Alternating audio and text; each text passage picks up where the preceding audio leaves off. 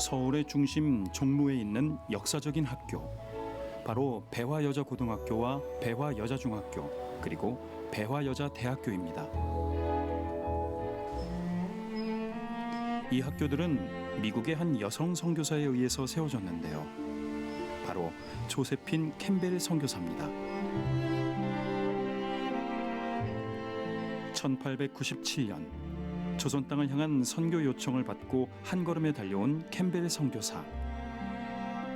그녀의 첫 사역지는 당시 내시들이 거주하던 자골 지역으로 사람들이 기피했던 곳입니다. 이곳에서 자골학당이라는 이름으로 교육을 시작했는데요. 가난하고 천대받았던 6명의 아이들을 가르치기 시작한 것이 배화학당으로 발전하였고, 캠벨 선교사는 14년 동안 초대 학장으로 헌신했습니다. 그런데 이게 캠벨 선교사님에게는 정말 새로운 도전입니다. 왜냐하면 우리 캠벨 선교사님은 미국에서 간호학을 전공하시고 상해에서도 간호학교를 이렇게 섬기셨던 분이세요. 그러니까 간호사신 거죠. 그런데 이제 그분이 조선에 와서 학교, 그냥 일반 학교를 세우겠다고 하는 건 아마도 전혀 새로운 영역이겠지만 그래도 이게 꼭 필요하다고 하는 신앙적 결단과 목표가 있었던 것이 아니었는가, 이런 생각을 하게 됩니다. 이유는 당시 그 고가나무골에서 버려져 있던, 그러지 않아도 힘들고 어려운 사람들이 모여 살던 곳이 고가나무골인데, 거기에서도 실은 당시에 한 사람의 인격적 존재로 존중받지 못하던 버림받은 아이들을 보고, 여자아이들이죠, 특별히 당시에는 재산과 소유였던 여자아이들을 보고 그 아이들에게 아름다운 인생을, 무엇보다 예수의 사랑을 꼭 이 아이들에게 가르쳐주고 싶다고 하는 마음으로 학교를 세우신 겁니다. 그게 참 가장 우리 캠벨 선교사님이 보여주셨던 위대한 정신이고 마음이 아니었는가. 배화학당은 미국 캐롤라이나 지역의 헌금으로 세워져서 처음에는 캐롤라이나 학당으로 불리기도 했는데요. 그런 후원이 있었기에 조선의 미래에 희망이 생겼습니다.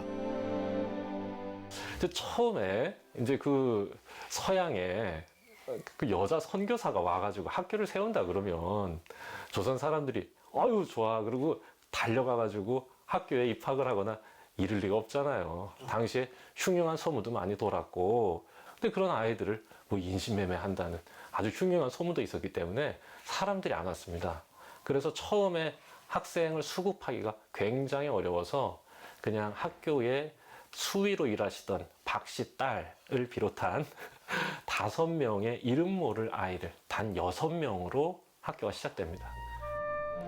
캠벨 선교사를 통해서 인생의 전환점을 맞은 조선의 아이들.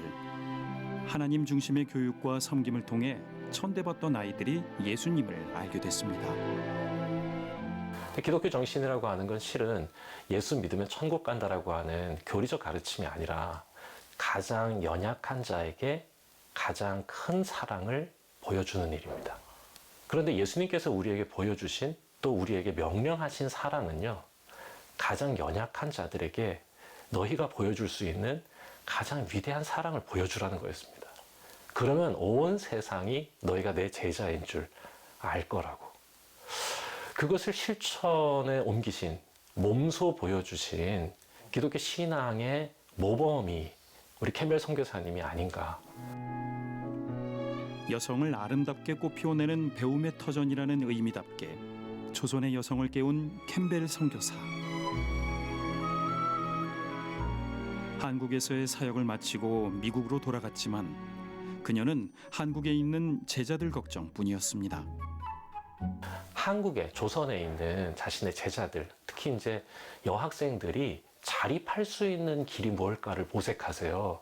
그러다가 찾은 게 뭐냐 하면 이 양계업 있잖아요. 계란, 닭 키워서 하는 거, 양봉업, 양계업. 제자들에게 꼭 알려주고 싶다고 하는 마음을 갖고 다시 한국으로 오십니다.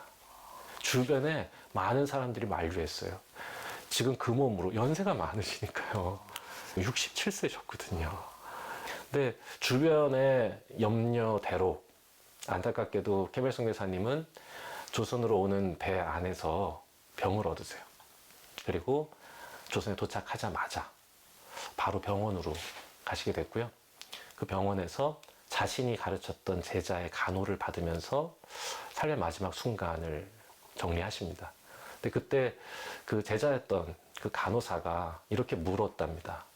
도대체 왜 이렇게까지 하시냐고. 그때 그 캠벨 선교사님이 나는 조선을 너무 사랑해서 내가 내 목숨이라도 주고 싶다고, 할 수 있는 것이 있다면 뭐든지 다 하고 싶다고 이렇게 얘기하시고 돌아가셨답니다. 그래서 지금도요, 그분의 묘비에는 내가 조선에서 헌신하였으니 조선에서 죽는 것이 마땅하다 이렇게 기록되어 있습니다. 그러니까 정말로 이제 내 이웃을 내 몸과 같이 사랑하라 하신 예수님의 그 사랑이 어떻게 실현될 수 있는지를 그 평생의 여정을 통해서 우리에게 보여주신 분이라고 생각해요. 캠벨 선교사의 유산인 자교교회. 그녀의 헌신을 이어받아 지역사회를 섬기고 있는 교회입니다. 우리 자격교회는 원래 있던 자리 그대로의 자리에 지금도 이제 교회가 계속 있는 거죠. 이 예배당은 이제 보시면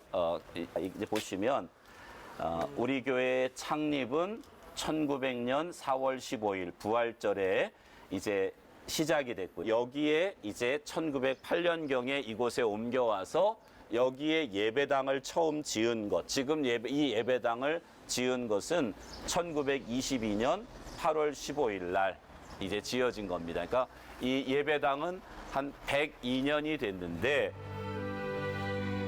배화학당의 기도실에서 예배를 시작한 캠벨 선교사. 미국 루이스 워커의 헌금으로 예배당을 지은 것이 지금의 교회가 됐습니다. 캠벨의 사역은 크게 세 가지죠. 첫째는 교육사업, 어린 소녀들을 위한 교육사업, 그리고 두 번째는 교회를 세우는 일, 전도 선교사업, 그리고 세 번째는 이제 의료사업이죠. 그러니까 세브란스를 통해서 간호사를 양성하는 의료사업, 이 세 가지 사업을 진행하게 됩니다. 결국은 사람을 길러낸 일이죠.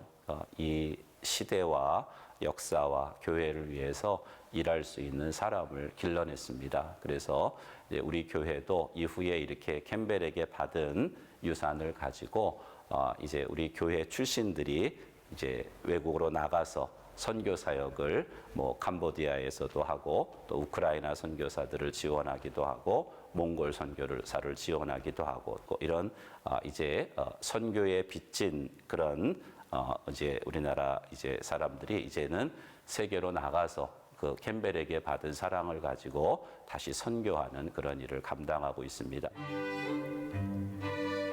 루이스 워커의 헌금으로 지은 예배당은 종교교회로도 발전했는데요.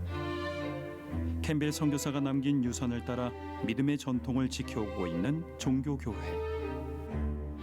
배화학당 기도실에서 시작된 믿음의 열매를 이곳에서 볼 수 있었는데요. 저는 지금 저희 교회가 가지고 있는 신앙의 모습이 우리 선교사님들이 처음 뿌리 내렸던 뿌리에서 시작된 열매라고 생각합니다. 교회가 세워지고, 또 특별히 제가 그 시대의 역사를 보고 지금의 우리 열매를 보면 특별히 영적 부흥에 대한 유산이 남아있는 것 같아요. 캠벨 선교사님을 비롯해서 초기에 한국의 영적 각성이 있을 때에 많은 일들이 연관된 일이 있습니다.